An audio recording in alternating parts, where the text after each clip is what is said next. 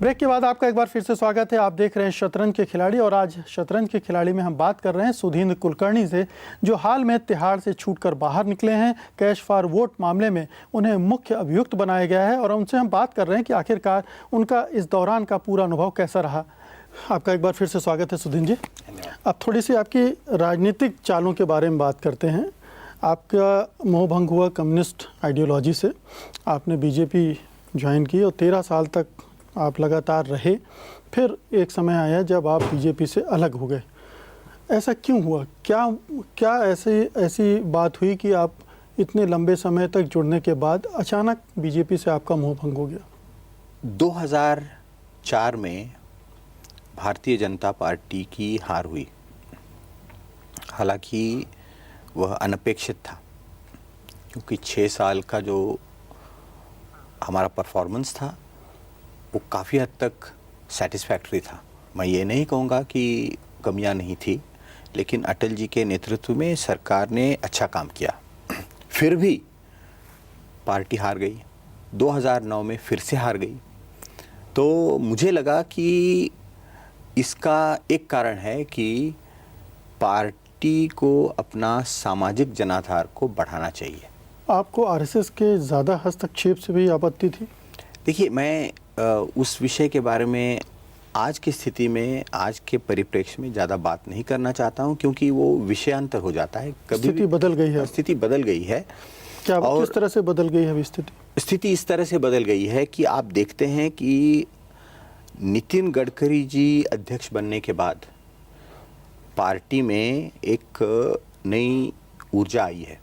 हालांकि ये ज़्यादा अपेक्षित नहीं था, लेकिन पार्टी में जो एक ड्रिफ्ट की जो तस्वीर दिखाई देती थी 2009 राजनाथ सिंह जी के ज़माने। नहीं, मैं जी कोई नाम नहीं लेना चाहता हूँ, लेकिन अब सब जानते हैं कि पार्टी में एकता बढ़ी है। पार्टी काफ़ी कुछ सक्रिय हुई। क्यों लगता है आपको? हम देख रहे हैं कि एक तरफ नरेंद्र मोदी का ध्रुव है, दूसरी तरफ आडवाणी का ध्रुव है। देखिए, ये मीडिया इस प्रकार की असेसमेंट करता रहेगा। मैं उस पर कोई टिप्पणी नहीं करूँगा, लेकिन मैंने जो देखा पिछले 2 महीनों में इस कांड में, इस कैश फॉर वोट्स कांड ने या इसके केस ने एक नया मोड़ ले लिया, जब 3 एमपीज में से 2 एमपीज कैद हो गए। सुहेल हिंदुस्तानी तो पहले कैद हुआ, उसके बाद मेरी भी अरेस्ट हुई।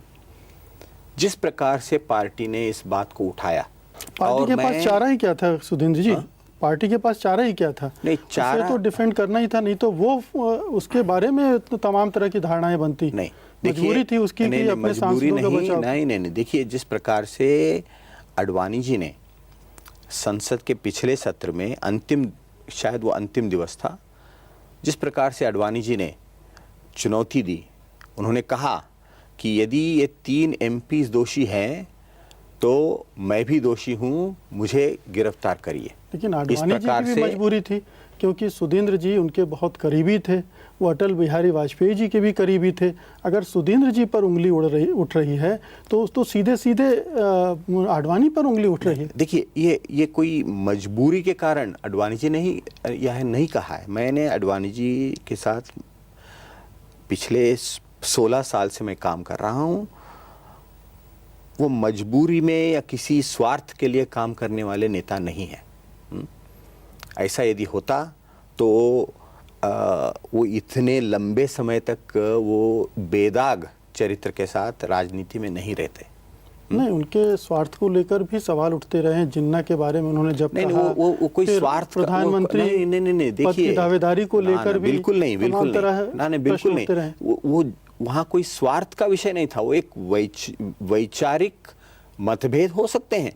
हाँ, किसी को लगा होगा कि उन्होंने जिन्ना के बारे में जो कहा वो गलत था, कुछ लोगों को लगा कि नहीं, वो ये तो इमेज चेंज से जोड़कर देखा गया कि वो अब अपनी पिछली इमेज जो बाबरी मस्जिद ध्वंस के बाद बनी थी उसको बदलने के लिए कर रहे थे।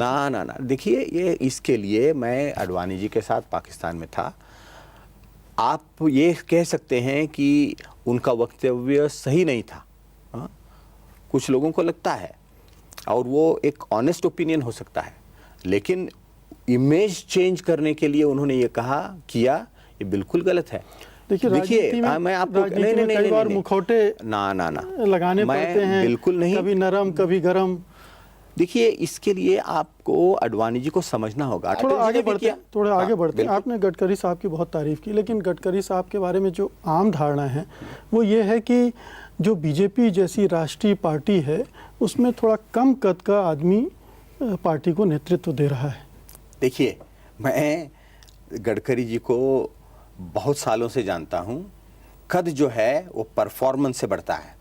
वो पहली बार मंत्री बने, बहुत युवा मंत्री थे। उनके पास वो विजन नहीं दिख रहा है, उनके बयान अक्सर बहुत हल्के किस्म के होते हैं।